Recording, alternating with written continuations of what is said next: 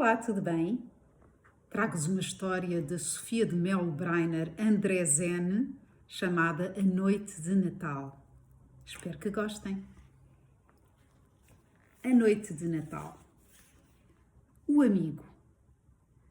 Era uma vez uma casa pintada de amarelo com um jardim à volta. No jardim havia tílias, bétulas, um cedro muito antigo, uma cerejeira e 2 plátanos. Era debaixo do cedro que Joana brincava. Com musgo e ervas e paus, fazia muitas casas pequenas encostadas ao grande tronco escuro. Depois, imaginava os anõezinhos que, se existissem, poderiam morar naquelas casas. E fazia uma casa maior e mais complicada para o rei dos anões. Joana não tinha irmãos e brincava sozinha, mas de vez em quando vinham brincar os 2 primos ou outros meninos. E às vezes ela ia a uma festa. Mas esses meninos, a casa de quem ela ia e que vinham à sua casa, não eram realmente amigos, eram visitas. Faziam troça das suas casas de musgo e amassavam-se imenso no seu jardim. E Joana tinha muita pena de não saber brincar com os outros meninos, só sabia estar sozinha. Mas um dia encontrou um amigo. Foi numa manhã de outubro. Joana estava encarrapitada no muro e passou pela rua um garoto. Estava todo vestido de remendos e os seus olhos brilhavam como 2 estrelas. Caminhava devagar pela beira do passeio, sorrindo às folhas do outono. O coração de Joana deu um pulo na garganta. "Ah!", disse ela, e pensou, "parece um amigo, é exatamente igual a um amigo." E do alto do muro chamou-o, "Bom dia!" O garoto voltou a cabeça, sorriu e respondeu, "Bom dia!" Ficaram os 2 um momento calados. Depois Joana perguntou, "Como é que te chamas?" "Manuel", respondeu o garoto. "Eu chamo-me Joana." E de novo entre os 2, leve e aéreo, passou um silêncio. Ouviu-se tocar ao longe o sino de uma quinta, até que o garoto disse, "O teu jardim é muito bonito." "É, vem ver." Joana desceu do muro e foi abrir o portão. E foram os 2 pelo jardim fora. O rapazinho olhava uma por uma cada coisa. Joana mostrou-lhe o tanque e os peixes vermelhos, mostrou-lhe o pomar, as laranjeiras e a horta, e chamou os cães para ele os conhecer. E mostrou-lhe a casa da lenha, onde dormia um gato, e mostrou-lhe todas as árvores e as relvas e as flores. É lindo, dizia o rapazinho gravemente. "Aqui", disse Joana, "é o cedro. É aqui que eu brinco." E sentaram-se sob a sombra redonda do cedro. A luz da manhã rodeava o jardim. Tudo estava cheio de paz e de frescura. Às vezes, do alto de uma tília, caía uma folha amarela que dava voltas no ar. Joana foi buscar pedras, paus e musgo e começaram os 2 a construir a casa do rei dos anões. Brincaram assim durante muito tempo, até que ao longe apitou uma fábrica. "Meio-dia", disse o garoto, "tenho de me ir embora." "Onde é que tu moras?" "Além, nos Pinhais." "É lá a tua casa?" "É, mas não é bem uma casa." "Então?" "O meu pai está no céu, por isso somos muito pobres. A minha mãe trabalha todo o dia, mas não temos dinheiro para ter uma casa." "Mas à noite, onde é que dormes?" "O dono dos Pinhais tem uma cabana onde de noite dormem uma vaca e um burro e por esmola dá-me licença de dormir ali também." "E onde é que tu brincas?" "Brinco em toda a parte. Dantes morávamos no centro da cidade e eu brincava no passeio e nas valetas. Brincava com latas vazias, com jornais velhos, com trapos e com pedras. Agora brinco no pinhal e na estrada. Brinco com as ervas, com os animais e com as flores. Pode-se brincar em toda a parte." "Mas eu não posso sair deste jardim. Volta amanhã para brincar comigo." E daí em diante, todas as manhãs, o rapazinho passava pela rua. Joana esperava-o empoleirada em cima do muro, abria-lhe a porta e iam os 2 sentar-se sob a sombra redonda do cedro. E foi assim que Joana encontrou um amigo. Era um amigo maravilhoso, As flores voltavam às suas corolas quando ele passava. A luz era mais brilhante em seu redor e os pássaros vinham comer na palma das suas mãos as migalhas de pão que Joana ia buscar à cozinha. A festa. Passaram muitos dias, passaram muitas semanas, até que chegou o Natal. E no dia de Natal, Joana pôs o seu vestido de veludo azul, os seus sapatos de verniz preto e, muito bem penteada, às 7h30 saiu do quarto e desceu a escada. Quando chegou ao andar de baixo, ouviu vozes na sala grande. Eram as pessoas crescidas que estavam lá dentro. Mas Joana sabia que tinham fechado a porta para ela não entrar. Por isso foi à casa de jantar, ver se já lá estavam os copos. Os copos passavam a vida fechados dentro de um grande armário de madeira escura que estava no meio do corredor. Esse armário tinha 2 portas que nunca se abriam completamente e uma grande chave. Lá dentro havia sombras e brilhos. Era como o interior de uma caverna cheia de maravilhas e segredos. Estavam lá fechadas muitas coisas, coisas que não eram precisas para a vida de todos os dias, coisas brilhantes e um pouco encantadas, louças, frascos, caixas, cristais e pássaros de vidro.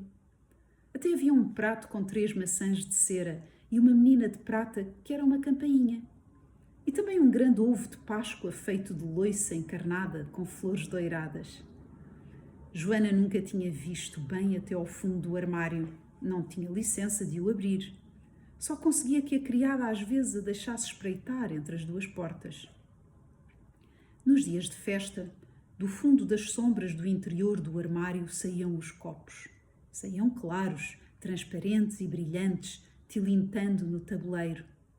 E para Joana, aquele barulho de cristal a tilintar era a música das festas. Joana deu uma volta à roda da mesa. Os copos já lá estavam, tão frios e luminosos que mais pareciam vindos do interior de uma fonte de montanha do que do fundo de um armário. As velas estavam acesas e a sua luz atravessava o cristal. Em cima da mesa havia coisas maravilhosas e extraordinárias, bolas de vidro, pinhas douradas e aquela planta que tem folhas com picos e bolas encarnadas. Era uma festa, era o Natal. Então Joana foi ao jardim, porque ela sabia que nas noites de Natal as estrelas são diferentes. Abriu a porta e desceu a escada da varanda. Estava muito frio, mas o próprio frio brilhava. As folhas das tílias, das bétulas e das cerejeiras tinham caído. Os ramos nus desenhavam-se no ar como rendas pretas. Só o cedro tinha os seus ramos cobertos. E muito alto, por cima das árvores, era a escuridão enorme e redonda do céu. E nessa escuridão, as estrelas cintilavam, mais claras do que tudo. Cá embaixo era uma festa e por isso havia muitas coisas brilhantes. Velas acesas, bolas de vidro, copos de cristal. Mas no céu havia uma festa maior, com milhões e milhões de estrelas. Joana ficou algum tempo com a cabeça levantada. Não pensava em nada. Olhava a imensa felicidade da noite no alto céu escuro e luminoso, sem nenhuma sombra. Depois voltou para casa e fechou a porta. Ainda falta muito tempo para o jantar? Perguntou ela a uma criada que ia atravessar o corredor. Ainda falta um bocadinho, menina, disse a criada. Então Joana foi à cozinha ver a cozinheira Gertrudes, que era uma pessoa extraordinária, porque mexia nas coisas quentes sem se queimar e nas facas mais aguçadas sem se cortar, e mandava em tudo e sabia tudo. Joana achava a pessoa mais importante que ela conhecia. A Gertrudes tinha aberto o forno e estava debruçada sobre os 2 perus do Natal. Virava-os e regava-os com molho. A pele dos perus, muito esticada sobre o peito recheado, já estava toda dourada. Gertrudes, houve uma coisa, disse Joana. A Gertrudes levantou a cabeça e parecia tão assada como os perus. O que é? Perguntou ela. Que presentes é que achas que eu vou ter? Não sei, disse Gertrudes. Não posso adivinhar. Mas Joana tinha a maior confiança na sabedoria de Gertrudes e por isso continuou a fazer perguntas. E achas que o meu amigo vai ter muitos presentes? Qual amigo? Disse a cozinheira. O Manuel. O Manuel não vai ter presentes nenhuns. Não vai ter presentes nenhuns?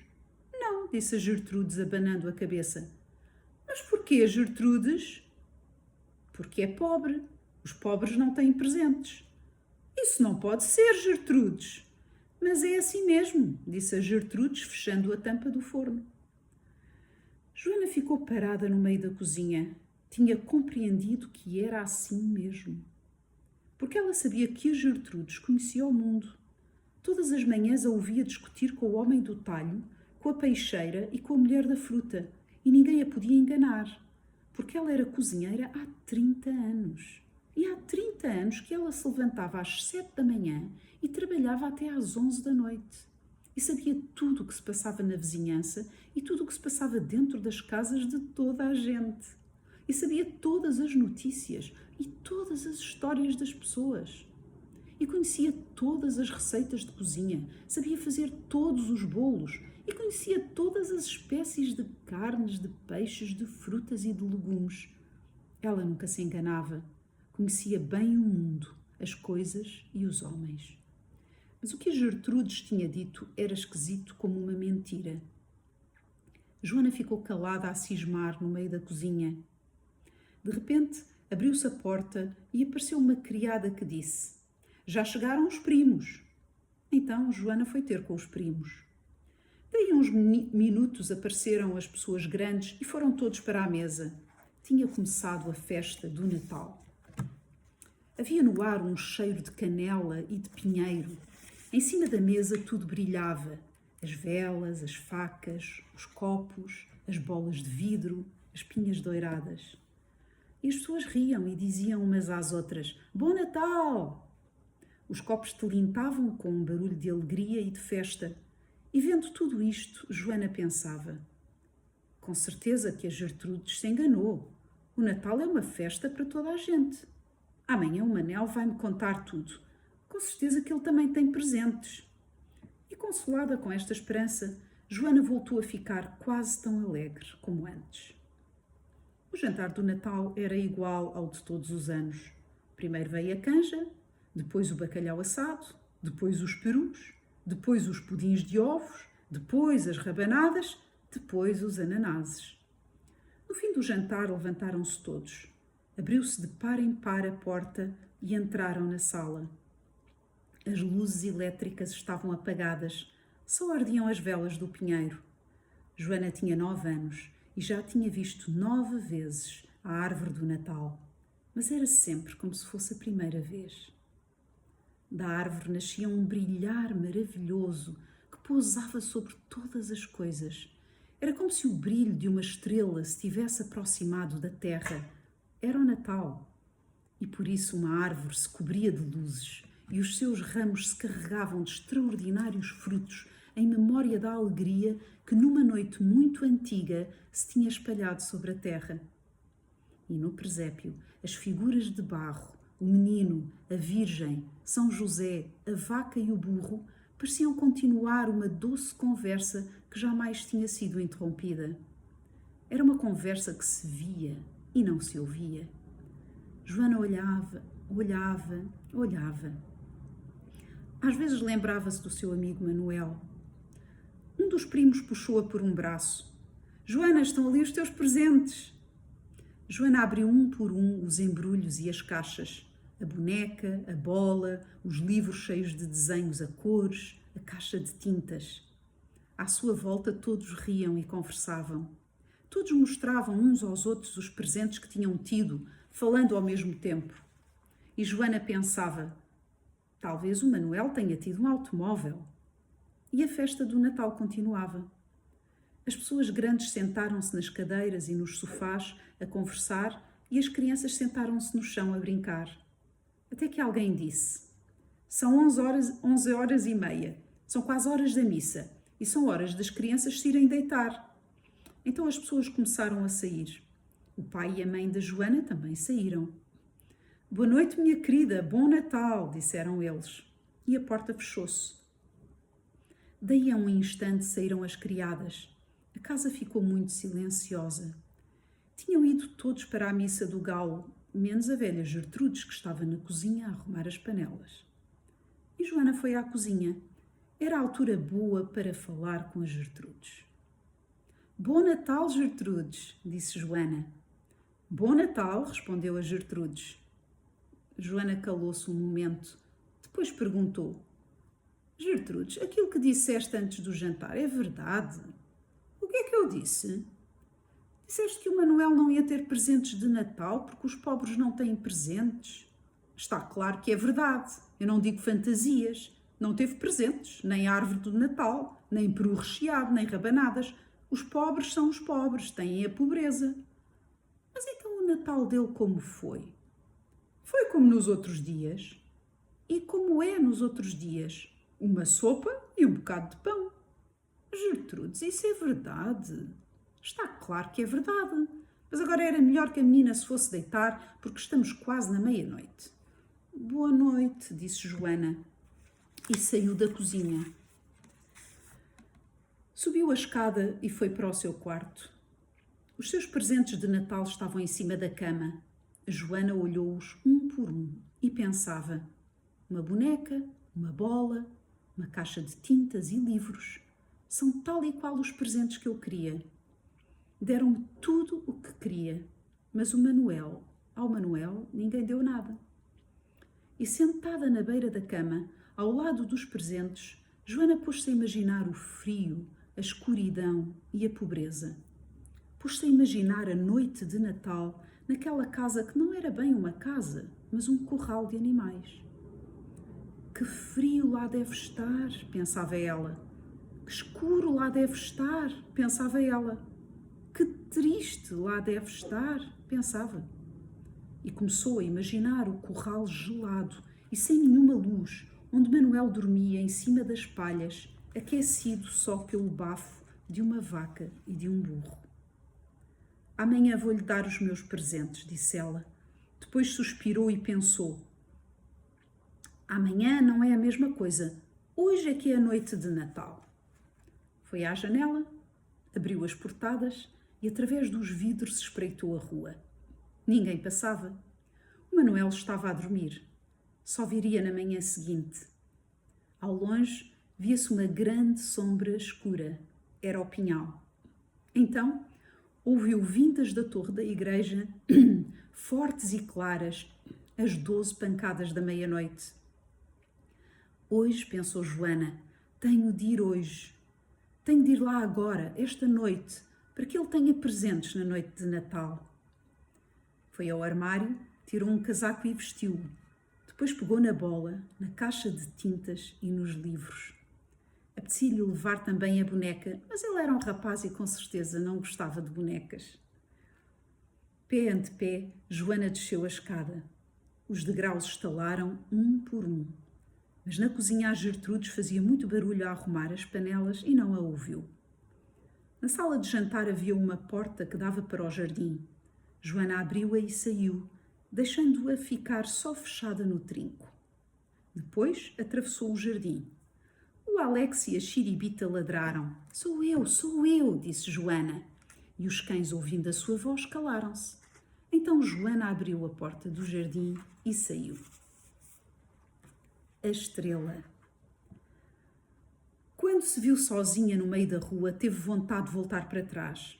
As árvores pareciam enormes e os seus ramos sem folhas enchiam o céu de desenhos iguais a pássaros fantásticos. E a rua parecia viva. Estava tudo deserto. Àquela hora não passava ninguém. Estava toda a gente na missa do galo. As casas, dentro dos seus jardins, tinham as portas e as janelas fechadas.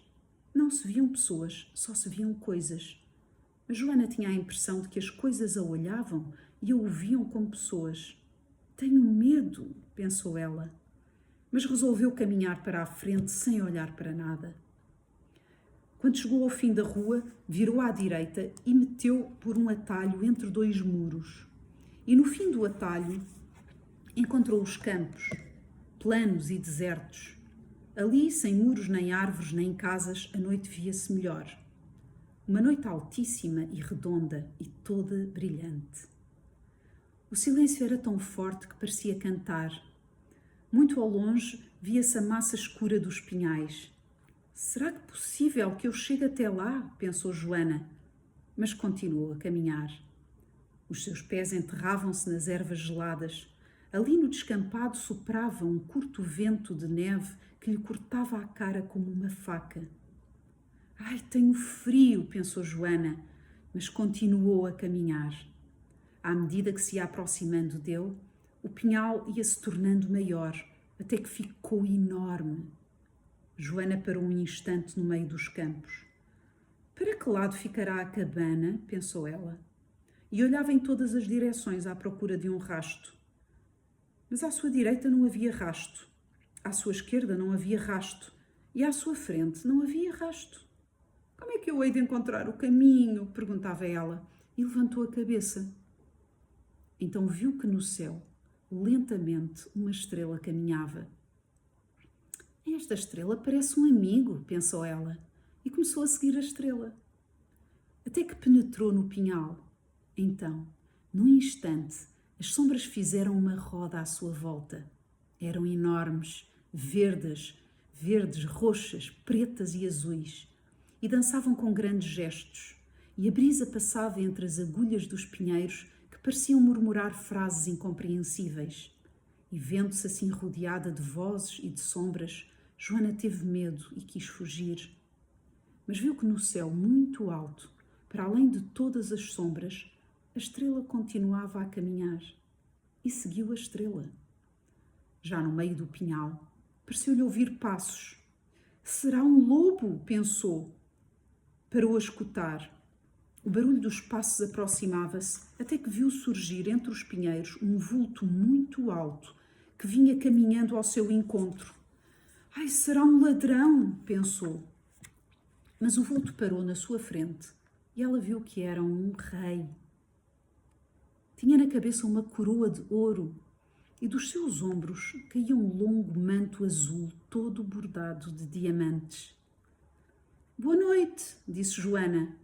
Boa noite, disse o rei. Como te chamas? Eu, Joana, disse ela. Eu chamo-me Melchior, disse o rei. E perguntou, onde vais sozinha a esta hora da noite? Vou com a estrela, disse ela. Também eu, disse o rei.